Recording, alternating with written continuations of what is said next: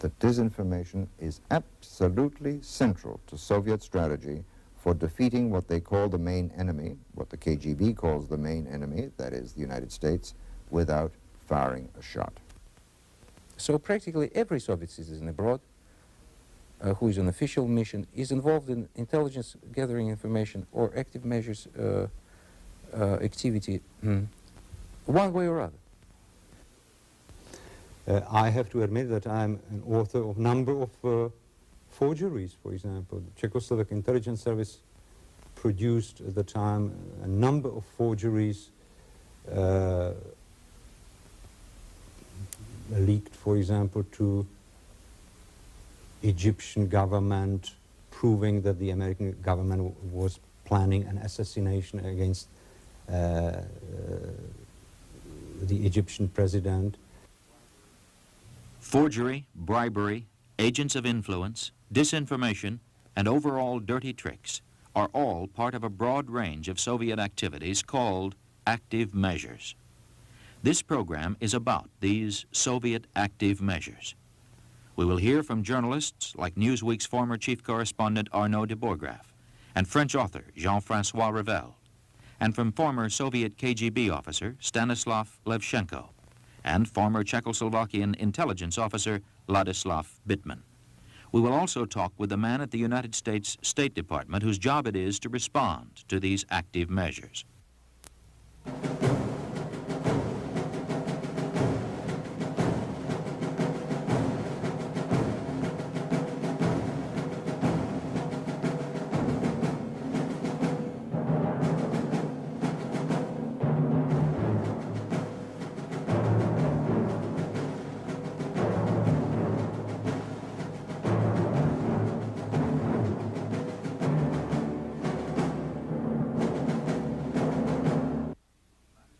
In the mid-1960s, Ladislav Bittman was deputy director of the Czechoslovakian Intelligence Service Department of Disinformation.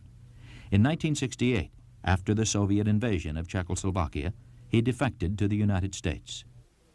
Disinformation is actually a deliberately distorted or manipulated information that is leaked into the communication system of the opponent with the expectation that it would be accepted as genuine information and influence either the decision-making process, for example, or to influence or manipulate public opinion. Jean-François Revel was director of France's leading news magazine, L'Express, for a number of years. Today he is the author of a long list of books on politics and philosophy. La désinformation, ce n'est pas simplement le mensonge. Disinformation is not simply lies or falsifications. It is the art of having your enemies say what you want them to say.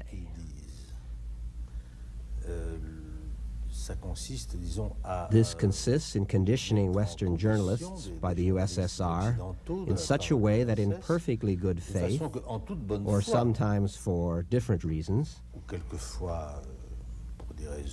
even sometimes financial reasons, these journalists would write what the Soviet Union would like them to write. After which, TASS takes their text and says, you see, even the Western press is saying this. Active measures, and these go even further, consist in making up completely false documents which they try to have distributed as authentic Western documents.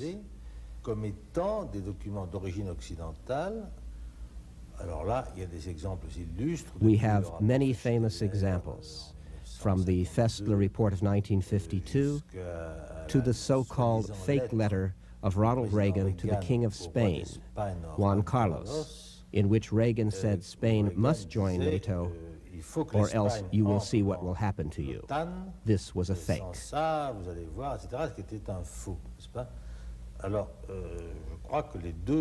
Both techniques have enormous importance in the strategy of mental destabilization of the West by the Soviet Union.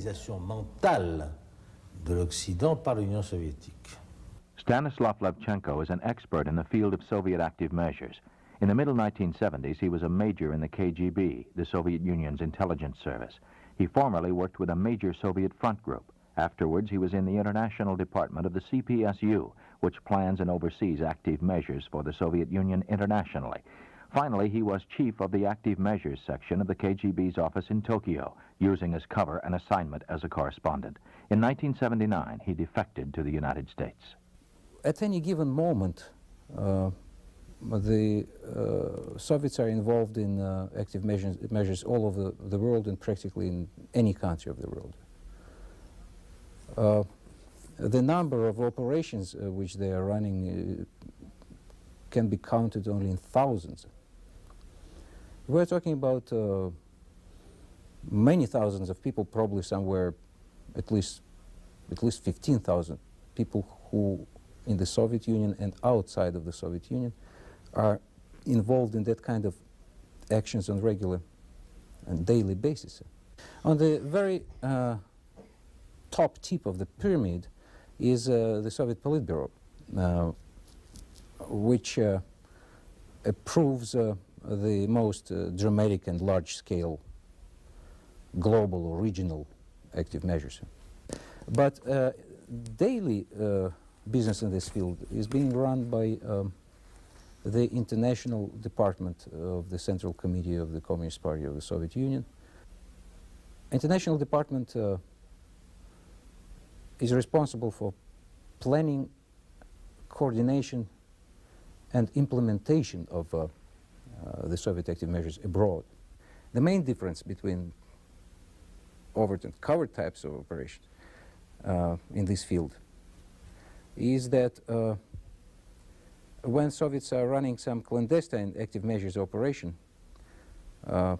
like for instance planting some major story in the newspaper in France, West Germany, United States, elsewhere, Japan, elsewhere, that kind of article normally would be written by local, in many cases prominent journalist who will express as if his own or her own opinion. These kind of things normally won't be traceable back to the Soviet Union. About 40% of the 45% of the Soviet citizens stationed abroad are either full-time KGB officers or GRU military intelligence officers. Another 50% are cooperating either with KGB or GRU. So practically every Soviet citizen abroad who is on official mission is involved in intelligence gathering information or active measures activity one way or other. From 1964 until 1966, the Czechoslovak service was involved in a number of operations, mainly against the United States, undermining American foreign policy in Western Europe, in developing countries. And at the time, the Czechoslovak television was thinking about making a documentary about Black and Devil's Lakes in Czechoslovakia, the Czechoslovak West German borders. And that actually brought the Czechoslovak Disinformation Department with the idea to use it to put something in one of the lakes, and that then the television would discover it. And we actually prepared a series of documents for that purpose. Well, originally we dropped 4 chests at the bottom of the Black Lake. They were actually empty. There were no documents at that time because we still didn't have these documents. We were still searching for the documents. And then came the Czechoslovak television team, and I was one of the divers. They didn't know that I was an intelligence officer. They thought that I was one of the Czechoslovak officials at Ministry of Foreign Affairs. So I actually led the diving team to the area where these chests were placed on the bottom, and they were discovered. And the Czechoslovak Ministry of Interior announced at a special press conference that historically important documents were discovered in that lake. And that was the beginning of the campaign that lasted for about 2 years. the purpose was to revive the threat of Nazism and to point a finger at West Germany and say, look, they are still there, and West Germany is still a great potential danger for you. One of the major and most effective forms of disinformation is forgery. Letters, telegrams, memoranda are forged on a regular basis. Dr. Bittman explains. I would say that the major successes were in developing countries, where the governments didn't have the expertise to analyze properly these operations. And for example, sometimes in very cheap forgeries are accepted, anti-American forgeries, forgeries of American documents, are accepted in developing countries as a genuine proof of American conspiracy. For example, in some ways the most damaging story, one of these active measures of disinformation, and one almost uses the term interchangeably here, occurred in Ghana in the last day of March of '83, where the #2 man in the government, key advisor to President Rawlings, got up, held a press conference, and waved a document around and said, "I have the proof. This document, a report of the West German embassy of a conversation with the American ambassador, Thomas Smith, in which he explained how and why the Americans were going to overthrow the Rawlings government." This led to a sharp deterioration in relations between the United States and Ghana. It took some time to work that out. Eventually, the Ghanaians accepted our and the West German explanations of why this was a fake document. Letters and telegrams are not the only forgeries.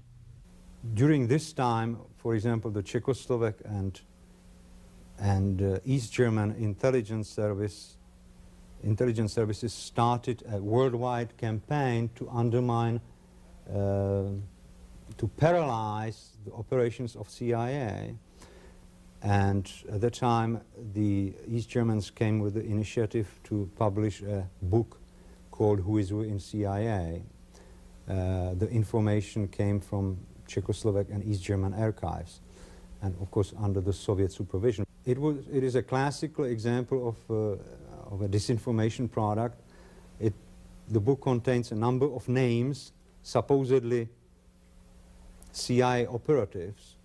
About 50% of the names of that book, in that book, are truly CIA agents, CIA operatives. And then there is a number of names of various American diplomats, public officials, judges, journalists who never worked for the CIA. There's one case, a U.S. Army Field Manual, 3031B, which is goes back to the middle 70s and is supposed to be a manual on how to destabilize countries. This has appeared in about 20 different countries. I do remember that I myself, on many occasions, I actually had to keep white gloves in one of the drawers of my desk, because time and again, when the diplomatic pouch will arrive and secret packages will be brought in my office, almost each time there will be some forgery there, and like in spy movies, sometimes spy movies saying right things, you are not supposed to leave any traces that somebody was working on such documents. So sometimes for hours I had to read and to work on some forgery wearing gloves. Another example took place more recently in Italy. As you know, the Soviets and the Bulgarians have had terrible publicity because of their possible implication in the assassination of the Pope, the arrest of Antonov, the Bulgarian connection. Well, there appeared in Rome, in this magazine, Pace y Guerra, a story based on, this was July of '83, based on 2 telegrams, supposedly written by the American Embassy in Rome to Department of State, to Washington, proposing how the U.S. could take advantage of the papal assassination to orchestrate the press in Europe in such a way that the Soviets and the Bulgarians would be criticized. Our embassy was asked for comment. Fortunately, they were on their toes, and they were able to knock this down as 2 fake telegrams and show the press why they were fake, and this effort didn't work. Now, in the case of the Rome telegrams, there were a number of mistakes that were made. Number one, they forgot to put cable number on it. And all American embassy telegrams have a number on it, as you know, or USIA telegram. That was the first mistake. Second mistake was in the addressee line in Washington. This was supposedly a suggestion from Embassy Rome to USIA in Washington. What the telegram said was USIS Washington. Well, no telegram would go out if it was a USIS telegram. You know, many mistakes civil servants, bureaucrats can make, but they get the name of their organization right. Forgery is only one type of active measure. Another is the Soviet front. Soviets also have more than 60 years of experience of running so-called Soviet fronts. By fronts, they understand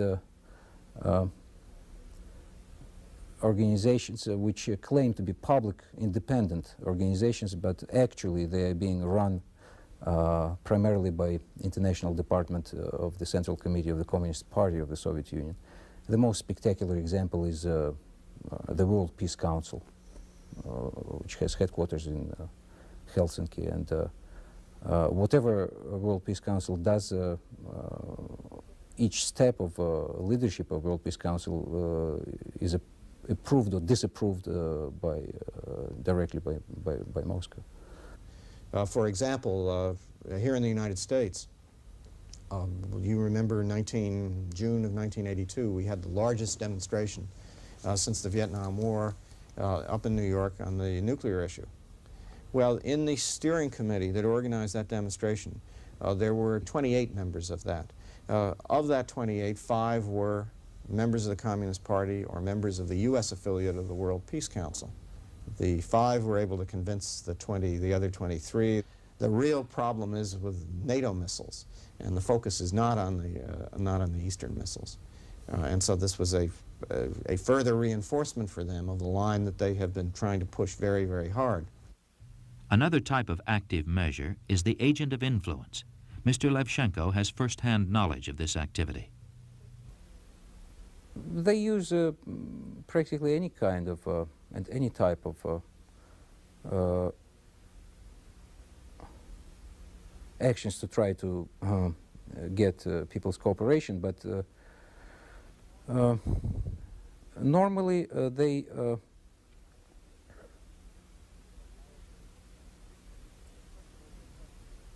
first of all, they're trying to recruit so-called agents of influence. Without agents of influence, Soviets will never be able to implement any active measures at all. The most recent classic example came in West Germany, where the special assistant to Willy Brandt turned out to be an East German spy. In many cases, agent of influence is not used for collection of intelligence. But he is supposed to be able to influence public opinion or business circles or government circles or public organization in his country, one way or other. For instance, in Japan, the most important Soviet agent of influence was basically recruited because of his ego problems. By the time Soviets approached him, he already at least one time was member of Japanese government. He started to publish monthly bulletin, and he started to exchange the delegations between the Japanese parliament and the parliamentarians and Soviet parliamentarians. That's exactly also what Soviets wanted, and Soviets were using him to plant all kinds of disinformation. One technique of active measures that often remains undetected is the use of rumors. For example, at the time of the tragedy in the mosque in Mecca, the Holy Mosque in Mecca, In 1979, when it was attacked, Soviet diplomats throughout the Middle East were spreading the story that the United States CIA was behind it. Indeed, at the time, there was a test match, a cricket match between India and Pakistan taking place.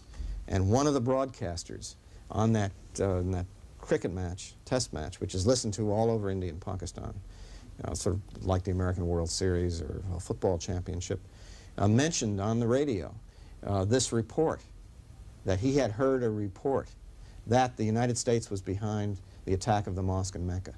And as you know, that the next day, the United States Embassy in Islamabad was attacked and burned.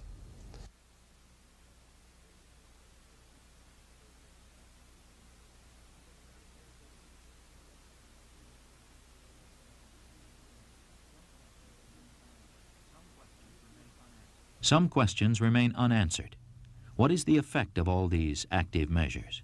And why do the Soviets engage in these activities? Of course, we cannot, they are not so naive to think that one successful disinformation operation can totally change the balance of power. But they believe that these operations have cumulative effect. One way of looking at the impact of these activities, and they've gone on for many, many years, since the 1950s, so that you're speaking of 30 or so years of such activities, is to think of drops of water falling on a stone. 5 minutes, 10 minutes, 15 minutes, 1 hour, 1 day, nothing happens. But 5 years, 10 years, 15 years, you've worn a hole in the stone. You know, it's very hard for journalists to accept that this has been going on, because otherwise they have to admit almost in the same breath that they've been ripping off their readers and viewers and listeners. It's very hard to do. It's very important to educate people about these techniques. And I would say particularly people who are involved in international relations, international communication, in reporting foreign affairs, to make them aware of the basic elementary techniques of disinformation and active measures, so that they develop certain protective devices, so it makes it more difficult for the Soviets to misuse these people, because in many cases the messengers even don't know that they are misused. Si donc les démocraties ne reprennent pas confiance, If the democracies don't regain their self-confidence, I am very pessimistic, because the Soviet Union is extremely skilled in its propaganda techniques. Je crois donc que So I think that the reality of our future lies in what I would call the reconquest of the truth. reconquête de la vérité.